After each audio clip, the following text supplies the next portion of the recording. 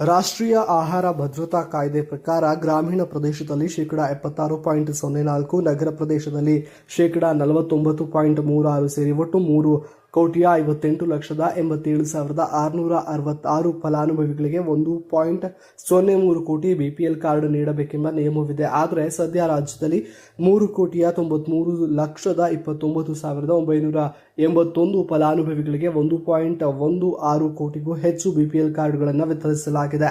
ರಾಜ್ಯದಲ್ಲಿ ಅಂತ್ಯೋದಯ ಮತ್ತು BPL card ಹೊಂದಿರುವ ಅನರ್ಹ ಫಲಾನುಭವಿಗಳನ್ನು ಗುರುತಿಸಿ ಸುಮಾರು 20 ಲಕ್ಷಕ್ಕೂ ಹೆಚ್ಚು ಕಾರ್ಡ್ಗಳನ್ನು ರದ್ದುಪಡಿಸಲು ಆಹಾರ ಇಲಾಖೆ ಇದೀಗ ಚಿಂತನೆಯನ್ನು ನಡೆಸಿದೆ.